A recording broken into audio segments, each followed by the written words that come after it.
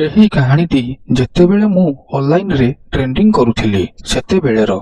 ନମସ୍କାର ବନ୍ଧୁଗଣ, ମୋର ନାଁ ହେଉଛି ମୋହିତ ଏବଂ ମୁଁ କାନପୁରରେ ରୁହେ। ମୋର ବୟସ 18 ବର୍ଷ। ମୁଁ ଏଣ୍ଟର ପଢୁଛି। ମୁଁ ଏକ ଘରୋଇ କଲେଜରେ ଅଧ୍ୟୟନ କରେ ଏବଂ ସେଠାରେ ଶିକ୍ଷା ବହୁତ ଭଲ। ଆଜି ମୁଁ ସମସ୍ତଙ୍କୁ ମୋ ଜୀବନର ଏକ ସବୁଠୁ ବଡ଼ ଗିହଣା କାହାଣୀ କହିବାକୁ ଯାଉଛି। ଯେଉଁଠାରେ ମୁଁ ଅଧ୍ୟୟନ କରେ ସେଠାରେ ବହୁତ ସେକ୍ସି ଝିଅ ଅଧ୍ୟୟନ କରନ୍ତି। ଏହାକୁ ଦେଖିବା ପରେ ମୁଁ ସେମାନଙ୍କୁ ବହୁତ ଗେହିବାକୁ ଭଳି ଅନୁଭବ କରେ। କିନ୍ତୁ ସେମାନେ ଚେହେରା ଓ ସୁନ୍ଦର ପିଲାମାନଙ୍କ ସହ ଓ ଟଙ୍କା ଥିବା ଲୋକମାନଙ୍କ ସହିତ ମିଶିବାକୁ ଚାହାନ୍ତି। ମୁଁ ଦେଖିବାକୁ ବହୁତ ସ୍ମାର୍ଟ ନୁହେଁ, କିନ୍ତୁ ପଢ଼ାପଢ଼ିରେ ବହୁତ ସ୍ମାର୍ଟ। ମୁଁ ମୋ ଜୀବନର କେବଳ ଗୋଟିଏ ଗାର୍ଲକୁ ଗେହିଥିଲି। ସେ ମୋ ଘର ପାଖରେ ରହୁଥିଲେ। ସେ ଦେଖିବା ପାଇଁ ବହୁତ ସୁନ୍ଦର ଥିଲେ ଏବଂ ପଢ଼ିବାରେ ମଧ୍ୟ ଭଲ ଥିଲେ। ଯେତେବେଳେ ସେ ପଢ଼ିବାରେ କିଛି ପ୍ରୋବ୍ଲେମ ଆସୁଥିଲା ମୋ ପାଖକୁ ଆସୁଥିଲେ। ଧୀରେ ଧୀରେ ଆମେ ଦୁହେଁ ନିକଟତର ହେବାକୁ ଲାଗିଲୁ ଏବଂ ତାପରେ ମୁଁ ତାକୁ ପ୍ରପୋଜ କଲି। ସେ ମଧ୍ୟ ହଁ କହିଲେ। କିଛି ଦିନ ପରେ ଯେତେବେଳେ ମୋତେ ସୁଯୋଗ ମିଳିଲା ମୁଁ ତାଙ୍କୁ ବହୁତ ଗିହେ। ସେ ମଧ୍ୟ ମୋ ଠାରୁ ବହୁତ ଗିହା ଖାଇଛନ୍ତି। କିଛି ଦିନ ପାଇଁ ମୁଁ ତାକୁ ବହୁତ ଗେହିଛି। ତାପରେ ପରେ ଧୀରେ ଧୀରେ ମୁଁ ତାଙ୍କ ସହ ଛୋଟ ଛୋଟ ଜିନିଷରେ ଝଗଡ଼ା ହେବା ଆରମ୍ଭ କରିଲି। ଆଉ କିଛି ଦିନ ପରେ ମୁଁ ତାଙ୍କ ସହିତ ବ୍ରେକଅପ୍ କଲି। ବ୍ରେକଅପ୍ କଲା ପରେ ମୋର କିଛି ଦିନ ପାଇଁ ଆଉ କେହି ସେଟିଂ ନଥିଲେ। ଯେତେବେଳେ ମୁଁ ଏଣ୍ଟର ଗଲି, ପ୍ରିନ୍ସିପାଲ ଝିଅ ମଧ୍ୟ ମୋ ସହିତ ଅଧ୍ୟୟନ କରୁଥିଲେ। ତାଙ୍କ ନାଁ ହେଉଛି ପ୍ରିୟଙ୍କା। ସେ ଦେଖିବା ପାଇଁ ବହୁତ ଶାନ୍ତ ଥିଲେ। ଦେଖିବା ପାଇଁ ତାଙ୍କ ଚେହେରା ଛୋଟ ଥିଲା ଏବଂ ବଡ଼ ଆଖି ଓ ନୀଳ ନୀଳ ଓଠ ଏବଂ ତାର ପୁରା ଗୋରା ଗାଲ। ତାର ଦୁଧ ପୁରା ଚମତ୍କାର ଦେଖାଯାଉଥିଲା। ପୋଷାକରେ ତାର ଦୁଧ ପୁରା ଠିଆ ହୋଇକି ଦେଖାଯାଉଥିଲା ଓ ବଡ଼ ସ୍ତନ ଥିଲା। ଯେତେବେଳେ ମୁଁ ତାକୁ ଦେଖିଲି ମୁଁ ଭାବିଲି ଯଦି ଏହାକୁ ମୁଁ ପାଇଯାଏ ତେବେ ମୁଁ ବହୁତ ଗେହିବି। ବେଳେ ବେଳେ ସେ ମୋ ପାଖରେ ଆସି ବସନ୍ତି, ତେଣୁ ମୋ ମନରେ କେବଳ ତାଙ୍କୁ ପେଲିବା ବିଷୟରେ ଚିନ୍ତା ଆସୁଥାଏ। ଯେତେବେଳେ ସେ ମୋ ପାଖରେ ଆସି ବସନ୍ତି ମୁଁ ଜାଣିଶୁଣି ମୋ ଗୋଡ଼କୁ ତାଙ୍କ ଗୋଡ଼ ସହ ଟଚ୍ କରୁଥିଲି। ଯେଉଁ କାରଣରୁ ଗୋଡ଼ ତାଙ୍କ ଗୋଡ଼କୁ ସ୍ପର୍ଶ କରୁଥିଲା। ସେ ମୋତେ କହିଲେ, ତୁମେ ତୁମର ଗୋଡ଼ କାହିଁକି ମୋ ଠାରେ ଘଷୁଛ? ଏହା ଏକ ଖରାପ ଅଭ୍ୟାସ। ମୁଁ ତାଙ୍କୁ ଦିନେ କହିଲି, ତୁମର କେହି ବିଏଫ୍ ଅଛନ୍ତି କି? ସେ କହିଲା, ହଁ, ତୁମେ। ମୁଁ କହିଲି, ମୁଁ କେବେ ତୁମର ବିଏଫ୍ ହୋଇଗଲି? ସେ ମୋତେ କହିଲେ, ଆରେ ମୁଁ ମଜା କରିଦେଲି। ଆମେ ଦୁହେଁ ହସିବାକୁ ଲାଗିଲୁ। ଆମେ ଟିକିଏ ନିକଟତର ହେବା ଆରମ୍ଭ କରିଲୁ। ଯେତେବେଳେ ଆମେ କଥାବାର୍ତ୍ତା ହେଉଥିଲୁ ସମସ୍ତ ପୁଅ ଓ ଝିଅ ଆମକୁ ଦେଖୁଥିଲେ। ମୁଁ କିପରି ତାର ବନ୍ଧୁ ହୋଇଗଲି। ଦିନେ ମୁଁ କ୍ଲାସରେ ବସିଥିଲି। ସେ ମୋ ସହ କଥା ହେଉନଥିଲା। ଯେତେବେଳେ ଛୁଟି ହେଲା ମୁଁ ତାକୁ ପଚାରିଲି, କ'ଣ ହେଲା? ତେଣୁ ସେ ବନ୍ଧୁ କହିଲେ, କିଛି ଶିକ୍ଷକ ବାପାଙ୍କୁ କହିଦେଇଛନ୍ତି ମୁଁ ତୁମ ସହ ସେଟିଂ ଅଛି ବୋଲି। ମୁଁ ତୁମ ସହିତ କଥାବାର୍ତ୍ତା ହେଉଛି ବୋଲି। ତେଣୁ ମୁଁ ମୋ ବାପାଙ୍କୁ କହିଲି, ସେ କେବଳ ମୋର ବନ୍ଧୁ। ସେ ଅଧ୍ୟୟନରେ ବହୁତ ଭଲ ଅଟନ୍ତି। ସେଥିପାଇଁ ମୁଁ ତାଙ୍କ ସହ କଥାବାର୍ତ୍ତା କରେ।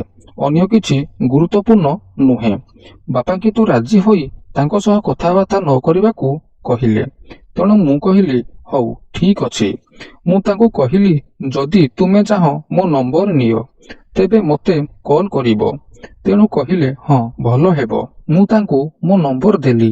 ଆମେ ଏବେ ଫୋନରେ କଥା ହେବା ଆରମ୍ଭ କରିଦେଲୁ। ଧୀରେ ଧୀରେ ଆମେ ଟିକିଏ ଖରାପ କଥା ହେବା ଆରମ୍ଭ କରିଦେଲୁ। ଆମେ ସମସ୍ତଙ୍କ ସାମ୍ନାରେ କଥା ହେଉନଥିଲୁ, କିନ୍ତୁ ଆମେ ଫୋନରେ ବହୁତ ସମୟ କଥା ହେଉଥିଲୁ। ଧୀରେ ଧୀରେ କିଛି ଦିନ ବିତିଗଲା। ଏବେ ଦିନେ ମୁଁ ତାଙ୍କୁ ଫୋନରେ ପ୍ରସ୍ତାବ ଦେଲି ଓ ପ୍ରପୋଜ କଲି। ସେ ତୁରନ୍ତ ହଁ କରିଲେ। ମୁଁ ତୁମକୁ ବହୁତ ଦିନରୁ ପସନ୍ଦ କରେ, କିନ୍ତୁ ମୁଁ ଅନୁଭବ କରୁଥିଲି ବୋଧହୁଏ ତୁମେ ଅନ୍ୟ କାହାକୁ ପସନ୍ଦ କରୁଛ। ତେଣୁ ମୁଁ କହିଲି, ମୁଁ ମଧ୍ୟ ଅନୁଭବ କରୁଥିଲି ଯେ ବୋଧହୁଏ ତୁମେ ଅନ୍ୟ କାହାକୁ ପସନ୍ଦ କରୁଛ। ମୁଁ ଦେଖିବା ପାଇଁ ସ୍ମାର୍ଟ ନୁହେଁ, ସେଥିପାଇଁ ମୁଁ କହୁନଥିଲି। କିନ୍ତୁ ମୁଁ ଭାବିଲି ହୃଦୟରେ ଯାହା ଅଛି ତାହା କହିଦେବି ବୋଲି। ସେଥିପାଇଁ ମୁଁ ତୁମକୁ ପ୍ରପୋଜ କରିଦେଲି। ପରଦିନ ଯେତେବେଳେ ପ୍ରିୟଙ୍କା କଲେଜକୁ ଆସିଲା ମୁଁ ତାକୁ ବାଥରୁମକୁ ନେଇଗଲି ଏବଂ ମୁଁ ତା ଓଠକୁ କିସ୍ କରିବାକୁ ଲାଗିଲି। ତାର ରସାତ୍ମକ ଓଠ ପିଇବା ବେଳେ ମୁଁ ତା କୋମଳ ଦୁଧକୁ ଚିପିବାକୁ ଲାଗିଲି ଓ ଦବାଇବାକୁ ଲାଗିଲି ଏବଂ ତାପରେ ଆମେ ସେଠାରୁ ଚାଲି ଆସିଲୁ। କିଛି ଦିନ ପରେ ସେ କହିଲା, ମୁଁ ତୁମ ସହ କରିବାକୁ ଚାହୁଁଛି। ତେଣୁ ମୁଁ କହିଲି, ଅନେକ କାମ କରିବାକୁ ବି ଅଛି, କିନ୍ତୁ ଜାଗା ନାହିଁ। ସେଥିପାଇଁ ମୁଁ ତାଙ୍କୁ ଏ ଘିଆଘିଇ ବିଷୟରେ କିଛି କହିନାହିଁ। ପ୍ରିୟଙ୍କା କହିଲା, ମୋର ଜଣେ ବନ୍ଧୁ ଅଛନ୍ତି। ତାଙ୍କ ମା ସେଠାରେ ରୁହନ୍ତି ନାହିଁ ଏବଂ ତାଙ୍କ ବାପା ସକାଳେ ଚାଲିଯାଆନ୍ତି। ସେ ଘରେ ଏକୁଟିଆ ରୁହନ୍ତି। ଯଦି ତୁମେ ଚାହୁଁଛ ଆମେ ସେଠାରେ ଦେଖା କରିପାରିବା। ମୁଁ କହିଲି, ଠିକ୍ ଅଛି, ତୁମେ ତାଙ୍କ ସହ କଥା ହୁଅ।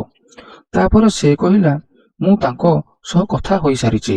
ସବୁଠାରୁ ବଡ଼ କଥା ହେଉଛି ମୋର ପରିବାର ସଦସ୍ୟ ଓ ମୋର ବନ୍ଧୁ ତାଙ୍କ ପିତା ମୋ ବାପାଙ୍କୁ ଭଲ ଭାବରେ ଚିହ୍ନିଛନ୍ତି। ତେଣୁ କିଛି ଅସୁବିଧା ହେବ ନାହିଁ। ପରଦିନ ମୁଁ ପ୍ରିୟଙ୍କା କହିଥିବା ସ୍ଥାନକୁ ପହଞ୍ଚିଲି। ପ୍ରିୟଙ୍କା ସେଠାରେ ଆଗରୁ ପହଞ୍ଚି ସାରିଥିଲା। ମୁଁ ଭିତରକୁ ଆସିଲି। ତାଙ୍କ ଘର ବହୁତ ସୁନ୍ଦର ଥିଲା। ତାଙ୍କ ସାଙ୍ଗ କିଛି ସମୟ କଥା ହେବା ପରେ ତାଙ୍କ ସାଙ୍ଗ ଆମ ଦୁହିଁଙ୍କୁ କୋଠରୀରେ ଲକ୍ ପକାଇ ଦେଲା। ମୁଁ ଏବଂ ପ୍ରିୟଙ୍କା ଦୁହେଁ ରୁମରେ ବସି କିଛି ସମୟ କଥାବାର୍ତ୍ତା ଜାରି ରଖିଲୁ। କିଛି ସମୟ ପରେ ମୁଁ ତାଙ୍କ ହାତକୁ ଧରି ତାଙ୍କ ଧଳା ହାତକୁ ଚୁମ୍ବନ ଦେଲି। ମୁଁ ତାଙ୍କ ବେକକୁ କିସ୍ କରିବାକୁ ଲାଗିଲି। ମୁଁ କିଛି ସମୟ ପରେ ତାଙ୍କ ଗଳାକୁ କାମୁଡ଼ି କିସ୍ କରିବାକୁ ଲାଗିଲି ଏବଂ କିଛି ସମୟ ପରେ ମୁଁ ପ୍ରଥମେ ତାଙ୍କ ଓଠକୁ ଚୁମ୍ବନ ଦେବା ଆରମ୍ଭ କଲି। ଧୀରେ ଧୀରେ ଆମେ ଦୁହେଁ ପରସ୍ପରକୁ ଚୁମା ଦିଆନିଆ ଆରମ୍ଭ କରିଲୁ। ତା ଦୁଧ ମୋ ଛାତିରେ ଯେମିତି ପୋତି ହୋଇଯାଉଥିଲା ଏବଂ ତା ଓଠ ମୋ ପାଟିରେ ଥିଲା। ସେ ମଧ୍ୟ ମୋ ଓଠକୁ ଚୁଚିବାକୁ ଲାଗିଲା। ଆମର ଉତ୍ସାହ ବଢ଼ିବାକୁ ଲାଗିଲା। ଆମେ ଦୁହେଁ ପରସ୍ପର ଓଠକୁ କାମୁଡ଼ିବା ଆରମ୍ଭ କରିଦେଲୁ। ଏହା ବହୁତ ମଜାଦାର ଥିଲା। ଯେତେବେଳେ ତାଙ୍କୁ ଚୁମ୍ବନ ଦେଉଥିଲି ମୁଁ ଧୀରେ ଧୀରେ ମୋ ହାତକୁ ତାଙ୍କ ସ୍ତନ ଆଡ଼କୁ ନେଇ ତା ଦବାଇବାକୁ ଲାଗିଲି। ଆଉ କିଛି ସମୟ ପରେ ତା ଓଠକୁ କାମୁଡ଼ିବା ବେଳେ ମୁଁ ତା ବିଆକୁ ଘଷୁଥିଲି। ଦୀର୍ଘ ସମୟ ଧରି ଆମେ ପରସ୍ପରକୁ ଚୁମିବା ଆରମ୍ଭ କରିଦେଲୁ। କିଛି ସମୟ ପରେ ମୁଁ ବହୁତ ଉତ୍ସାହିତ ହୋଇଗଲି। ମୁଁ ଶୀଘ୍ର ମୋର ଏବଂ ପ୍ରିୟଙ୍କାର ପୋଷାକ ରିମୁଭ୍ କଲି ଏବଂ ପ୍ରଥମେ ମୁଁ ତାଙ୍କ ଚୋଳିକୁ ଚୁମା ଦେଲାବେଳେ ତା ଚୋଳିକୁ ବାହାର କରି ଆଣିଲି। ତାପରେ ମୁଁ ମୋ ବାଣ୍ଡକୁ ବାହାର କରି ଖଟ ଉପରେ ଶୋଇ ପଡ଼ିଲୁ। ତେଣୁ ସେ କହିଲା, ଶୁଣ, ତୁମେ ମୋର ଦୁଧ ପିଇବ ନାହିଁ କି? ତେଣୁ ମୁଁ କହିଲି, ହଁ, କାହିଁକି ନୁହେଁ। ପ୍ରଥମେ ମୁଁ ତୁମକୁ କରିବି କାରଣ ମୁଁ ବହୁତ ଉତ୍ସାହିତ ହୋଇଛି ଏବଂ ମୋ ମନ କେବଳ ଗେହିବା ବିଷୟରେ ଚାଲୁଛି। ତେଣୁ ମୁଁ ପ୍ରଥମେ ଗେହିବି, ତାପରେ ସବୁକିଛି। ମୁଁ ତା ଗୋଡ଼କୁ ଉପରକୁ ଉଠାଇ ମୋର ବାଣ୍ଡକୁ ତା ବିଆରେ ଧୀରେ ଧୀରେ ପଶେଇବାକୁ ଲାଗିଲି। ତାଙ୍କ ବିଆ ବହୁତ ଟାଇଟ୍ ଥିଲା, ସେଥିପାଇଁ ସେ ଯନ୍ତ୍ରଣାରେ ଛଟପଟ ହେଉଥିଲେ। ତେଣୁ ସେ ପାଟିରୁ କିଛି ଛେପ ପ୍ରୟୋଗ କରି ତାଙ୍କ ବିଆରେ ଲଗାଇବାକୁ ଲାଗିଲେ ଏବଂ ମୋ ବାଣ୍ଡ ତା ବିଆରେ ପୂରେଇବାକୁ ଲାଗିଲି। ମୋ ମୋଟା ବାଣ୍ଡ ତା ବିଆକୁ ଗଭୀର ଭିତରକୁ ଯିବାବେଳେ ତା ବିଆକୁ ଖୋଲିବାକୁ ଲାଗିଲା। ମୁଁ ତାଙ୍କୁ ଧୀରେ ଧୀରେ ଏବଂ ଶୀଘ୍ର ଗେଇବା ଆରମ୍ଭ କରିଦେଲି। ସେ ତାଙ୍କ ବିଆକୁ ଘଷୁଥିଲା କାରଣ ମୋ ମୋଟା ବାଣ୍ଡଟା ତା ବିଆକୁ ବିସ୍ତାର କରିଦେଉଥିଲା।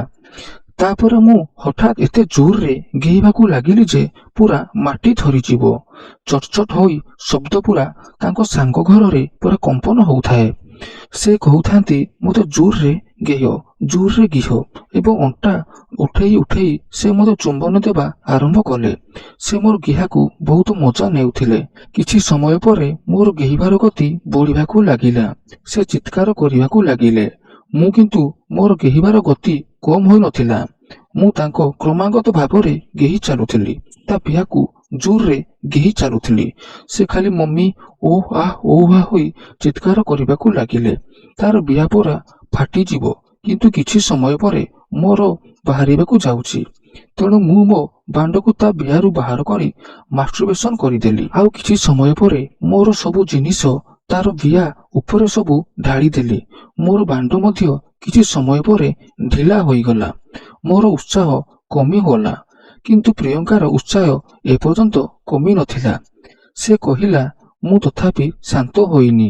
ତୁମେ ମୋ ବିଆକୁ ଆଙ୍ଗୁଳି କରିପାରିବ କି? ମୁଁ କହିଲି ହଁ, କାହିଁକି ନୁହେଁ। ମୁଁ ଯେତେବେଳେ ତାଙ୍କ ସ୍ତନକୁ ଚୁଚୁମୁଥିଲି ସେ ତାଙ୍କ ଗାଣ୍ଟିକୁ ଘଷୁଥିଲେ ଓ ତାଙ୍କ ବିହାକୁ ଆଙ୍ଗୁଳି କରୁଥିଲେ। ମୁଁ ତାଙ୍କ ସ୍ତନକୁ ପିଇବା ସମୟରେ ମୁଁ ତାଙ୍କ ଅଣ୍ଟାରେ ହାତ ବାନ୍ଧି ରଖିଥିଲି, ଯେଉଁଥିପାଇଁ ସେ ଅଧିକ ଉତ୍ସାହିତ ହେଉଥିଲେ। କିଛି ସମୟ ପରେ ଉତ୍ସାହିତ ମଧ୍ୟ ମୋର ଭିତରକୁ ଆସିବାକୁ ଲାଗିଲା। ମୁଁ ତା ବିହାକୁ ବହୁତ ଆନନ୍ଦରେ ଚାଟିବାକୁ ଲାଗିଲି ଏବଂ ବେଳେ ବେଳେ ମୁଁ ତାଙ୍କ ସ୍ତନକୁ କାମୁଡ଼ିବାକୁ ଲାଗିଲି। କିଛି ସମୟ ତାଙ୍କ ସ୍ତନକୁ ପିଇବା ପରେ ମୁଁ ତାଙ୍କ ବିହାରେ ମୋ ହାତ ରଖିଲି। ବେଳେ ବେଳେ ଆଙ୍ଗୁଠି ତା ବିହା ଭିତରକୁ ଯାଏ ଓ ଆହୁରି ଲୋଭ ତାଙ୍କୁ ଦେଉଥାଏ। କିଛି ସମୟ ପରେ ମୁଁ ଶୀଘ୍ର ତାର ବିହାକୁ ଆଙ୍ଗୁଳି କରିବା ଆରମ୍ଭ କରିଦେଲି ଏବଂ ତା ବିହାକୁ ମୋର ହାତରେ ଦବାଇବାକୁ ଲାଗିଲି। ଏହି କାରଣରୁ ସେ ପାଗଳ ହୋଇଗଲେ ଓ ତାଙ୍କ ସ୍ତନକୁ ଚୁଷିବାକୁ ଲାଗିଲି। କିଛି ସମୟ ଭିତରେ ମୁଁ ମୋର 3ଟି ଆଙ୍ଗୁଳି ତା ବିହା ଭିତରେ ପୂରେଇବାକୁ ଲାଗିଲି, ଯେଉଁଥି କାରଣରୁ ତାର ବିହାରୁ ପାଣି ପିଚ୍ ପିଚ୍ କରି ବାହାରକୁ ବାହାରିବାକୁ ଲାଗିଲା। ପାଣି ବାହାରିବା ପରେ ମୁଁ ତା ଗୋଡ଼ ବିସ୍ତାର କରି କୁକୁର ପରି ତା ବିହା ପାଣିକୁ ଚାଟିବାକୁ ଲାଗିଲି। ଯେତେବେଳେ ମୁଁ ତା ବିହାକୁ ଚାଟୁଥିଲି ସେ ଏହାକୁ ବହୁତ ଉପଭୋଗ କରୁଥିଲେ। ମୁଁ ତା ବିହାରେ ମୋ ଜିଭ ମଧ୍ୟ ଲଗାଇ ଚାଟୁଥିଲି ଏବଂ ବେଳେ ବେଳେ ମୁଁ ତା ସେଣ୍ଟିକୁ ମୋ ଦାନ୍ତରେ ଟାଣୁଥିଲି, ଯେଉଁଥିପାଇଁ ସେ ଚିତ୍କାର କରୁଥିଲେ। ଦୀର୍ଘ ସମୟ ଧରି ତା ବିହା ଚାଟିଲା ପରେ ପୁଣି ଥରେ ମୋ ବାଣ୍ଡ ଠିଆ ହେବାକୁ ଲାଗିଲା ଓ ପ୍ରିୟଙ୍କାକୁ ପୁନର୍ବାର ନିର୍ଘାତ ଗେହିବାକୁ ଲାଗିଲି। ଏହିପରି ଭାବେ ମୁଁ ବିଶ୍ୱାର ଝିଅକୁ ଗେହିଥିଲି। ଏହି କାହାଣୀଟି କେମିତି ଲାଗିଲା କମେଣ୍ଟ ବକ୍ସରେ ନିଶ୍ଚିନ୍ତ କୁହନ୍ତୁ।